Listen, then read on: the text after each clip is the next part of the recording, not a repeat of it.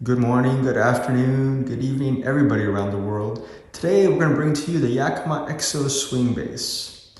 We got this to help us move across country and we're going to bring you along for the ride. So let's start with an unboxing, and here we go. The box is really heavy and everything is packaged extremely well. There's some instructions, and I recommend that you read the instructions and follow them. They are really clear. I found myself in a little bit of trouble because, well, I failed to read the instructions before doing a couple of things. Um, Here's the swing hitch coming on out, all wrapped in plastic. It is kind of heavy. If you need some help, be sure to ask. One great thing is this comes with everything wrapped up, and it also comes with all the tools that you'll need. So here's some two big wrenches that you'll use. The hitch is right next to it, and there's the hitch lock um, and all of that. And there is the swing base coming on out. Um, Maybe about 50 pounds, kind of awkward, kind of heavy, and there it is, all laid out for you. Installing the hitch, it slides right on in. You find the holes, you put the holes together, and then you slide in the hitch lock or the mechanism that holds it in place. And there you go. Now, once you get it in there, you'll need to screw it tight, and that's what I'm doing right there with my hands. And then you'll take the wrench and you'll tighten it till it's hand tight. It does say 50 newtons. I didn't have a newton measurer or reader, so I did it till it was hand tight, and it seems to work just fine. And there it is once that part is installed. Here, I'm trying to put on the hitch lock. I'm spending far too long tinkering with it. It does eventually go on.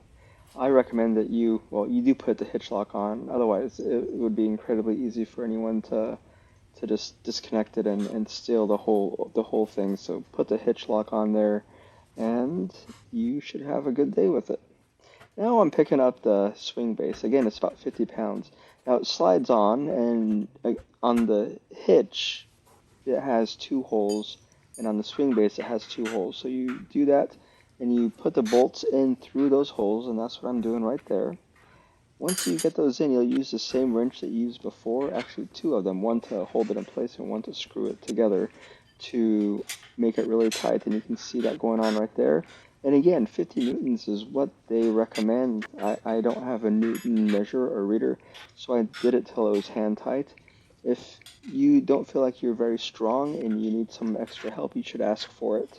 Or you can use an impact wrench with the right socket at the end.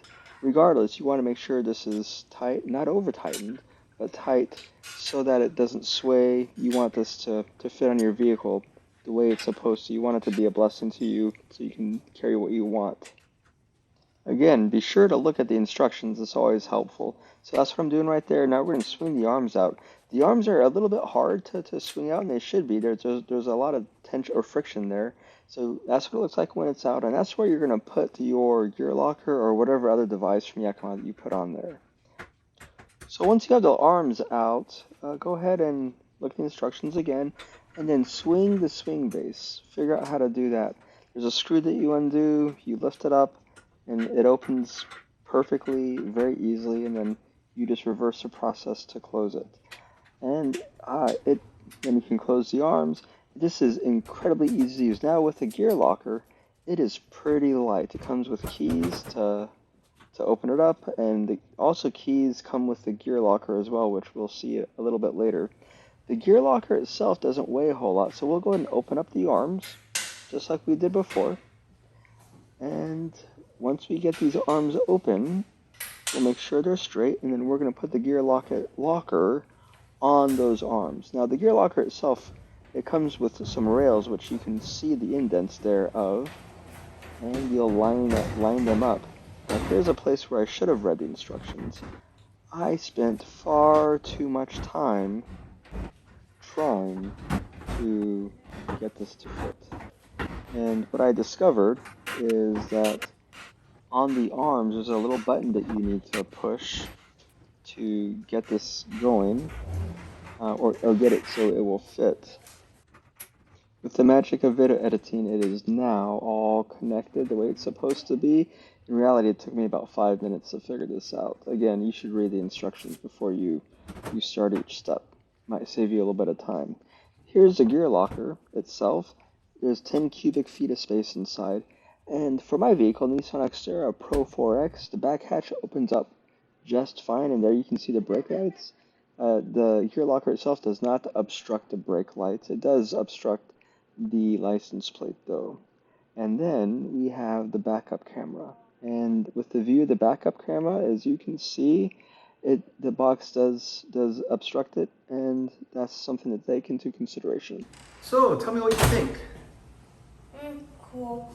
Cool, is that all you have to say? Was this made in Yakima? No, it was not.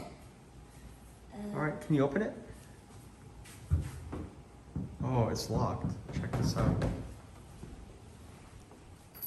Here. Turn it. And then try to lift it up now. All the way. What do you think? Cool. Yeah, we should close it. Alright, go ahead and close it. Yeah. This is all beautiful. Go ahead. I got it.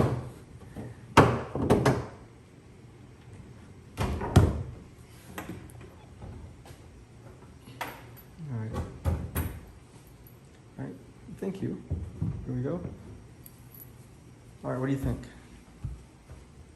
The closing it's kind of hard. Yeah. Wait, what else do you think? Do you think it was really sturdy or flimsy? Flimsy. Yeah, I think so too. Well, thank you very much. In this video, we installed the Yakima EXO Swing Base onto a Nissan Xterra, and then we installed the Yakima EXO Gearlocker. It wasn't hard, it's kind of heavy. You might need some extra help, but you saw that I did it by myself, and maybe most of you can too if you're watching this video. Now we're going to do a real-life review over the next several weeks as we move across the country using our Nissan Xterra for storage and this Gearlocker. And we'll see how it works. I'm gonna be honest with you. If I like it, I like it, and if I don't, I don't. Well, more videos to come. Thank you for watching.